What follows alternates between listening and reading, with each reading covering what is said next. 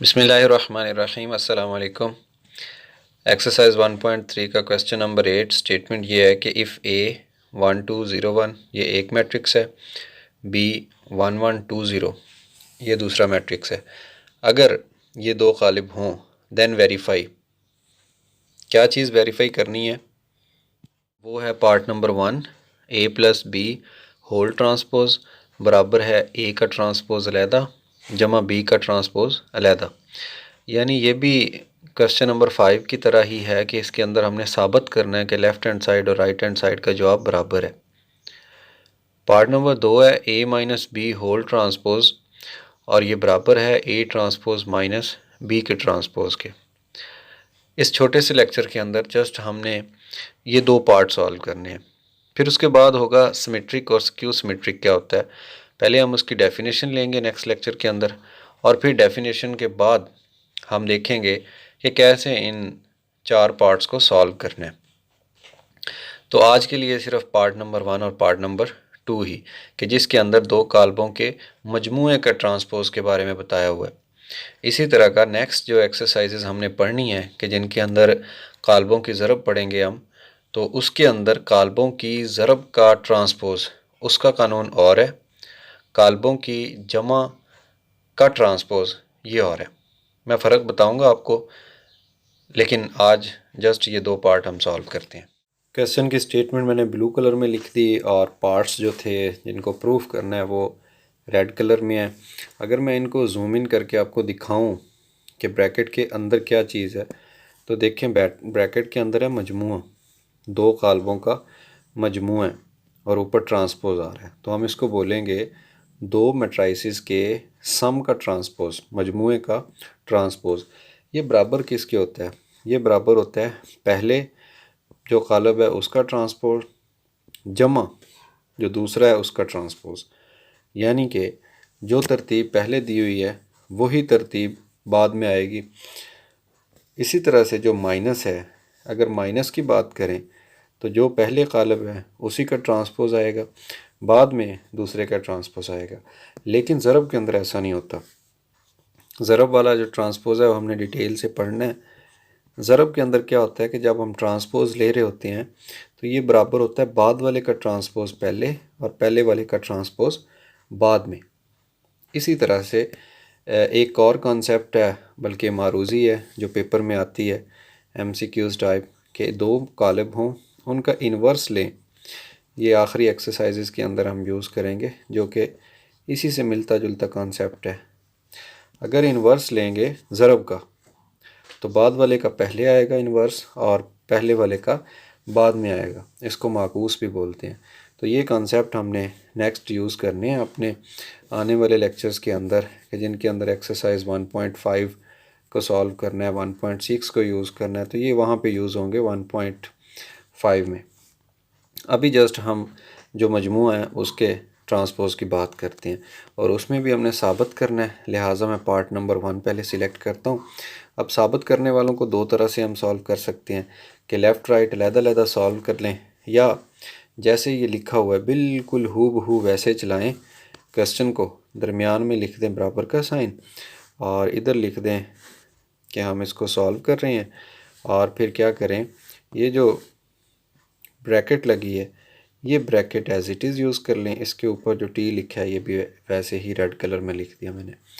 अब जो अंदर ए और बी है इसकी कीमतें लगा दें। ए की कीमत कहाँ से आएगी, ये दी हुई, दिस इज़ ए, तो ए की जगह पे इसकी कीमत लगा देते हैं। क्या कीमत है? 1 2 0 एंड 1। फिर उसके बाद मजमूआ है जमा, ये रेड कलर में मैंने लगा दिया। और फिर बी है तो बी की कीमत कहाँ से आएगी, ये रही, बी की कीमत यहाँ से उठाई और लगा दी इस जगह पे 1 1 2 एंड 0, ये बी की कीमत आ गई।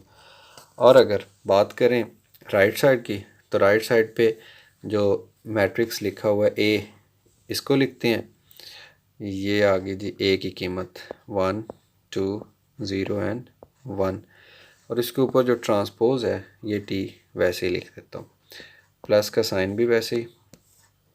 अब है बी का ट्रांसपोज, तो बी की कीमत लगाते हैं 1 1 2 एंड 0 और इसके ऊपर है जी ट्रांसपोज, तो ये ट्री लिख दिया। इस स्टेप के अंदर हमने जस्ट वैल्यूज़ पुट की हैं और कुछ भी नहीं किया। अभी लेफ़्ट हैंड साइड के अगर देखें ब्रैकेट के अंदर दो कालमों का मजमूआ हो रहा है, हम इन दोनों को जमा कर देंगे।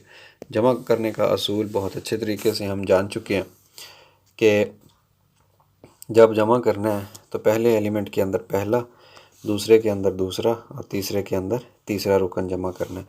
जमा का एक है, जमा का एक है, बन गया जमा के दो। फिर है जी जमा का दो, जमा का एक मिल के बन गए 3, फिर 2, फिर 1 और जमा 0 1। लेकिन इसके ऊपर जो ट्रांसपोज था वो वैसे ही मौजूद रहेगा। दूसरी साइड पे आ जाएं। अब दूसरी साइड पे जो मजमुआ है ये बाद में होगा। जैसा कि बोर्डमैस कानून के अंदर हम यूज़ करते हैं कि पहले ब्रैकेट के अंदर जाएंगे, फिर तकसीम करेंगे, फिर ज़रब करेंगे, फिर जमा और आखिर में तफरीक करेंगे। बिल्कुल उसी तरह जो कालब हैं इनके अंदर सबसे पहले ट्रांसपोज हल होता है। ट्रांसपोज, तो इसके अंदर हमें ट्रांसपोज नज़र आ रहा है। अलग-अलग की बात कर रहा हूँ। अगर ब्रैकेट के अंदर होगा तो पहले मजमुआ लेंगे, बाद में ट्रांसपोज लेंगे। लेकिन अगर अलग-अलग होगा तो पहले ट्रांसपोज लेंगे, बाद में मजमुआ। तो ये टी जब अप्लाई होगी, इसके बारे में हम जान चुके हैं, ट्रांसपोज लेना सीख चुके हैं कि जो ट्रांसपोज होता है ये ट्रांसपोर्ट कर देता है किसको, कितारों को कालमों के अंदर। ये अप्लाई हो गया। दूसरी अगर अप्लाई करेंगे ट्रांसपोज इसको, तो ये कितार है, इसको बना देगा कॉलम। ये कितार है, इसको बना दिया कॉलम और ख़ुद गायब हो गया टी। लें जी, इस स्टेप को मैं रिवाइज़ करूं तो हमने लेफ़्ट साइड पे सिर्फ मजमुआ लिया था और राइट साइड पे ट्रांसपोज अलग-अलग ले लिए। अब क्या करेंगे, अगेन मैं जूम इन करता हूं और लेफ़्ट साइड को देखूं तो इधर से टी अप्लाई हो रहा है। टी को अप्लाई कर देते हैं। अप्लाई का मतलब ये कि ये कितारों को कॉलमों में बदल देगा। बदल दिया। इस साइड पे देखें तो दो कॉलमों का मजमुआ हो रहा है। जमा कर दें। 1 + 1 2, 0 + 2 2, 2 + 1 3, 1 + 0 1। तो ये लेफ़्ट हैंड साइड और राइट हैंड साइड को सॉल्व किया। 2 2 3 1 दोनों साइडों पे आ गया। लिहाजा हम आखिर में एक लाइन लिख देंगे और वो लाइन ये होगी कि हैंस प्रूव्ड या पास साबित हुआ। यहाँ जगह मेरे ख्याल ख़त्म हो चुकी है। पास साबित हुआ के, अगेन स्टेटमेंट क्वेश्चन की दोबारा लिख दें। ठीक है, लें जी। इसी तरह से इन्हीं स्टेप्स को फॉलो करते हुए आप इसका पार्ट नंबर 2 भी सॉल्व कर सकते हैं। जस्ट फ़र्क ये है कि उसके दरमियान माइनस आई है और इसके दरमियान प्लस था। So simple question. Hope I hope so कि आप क्वेश्चन सॉल्व कर लेंगे। फिर भी कोई प्रॉब्लम हो, I am here, you can contact me. अल्लाह हाफिज़।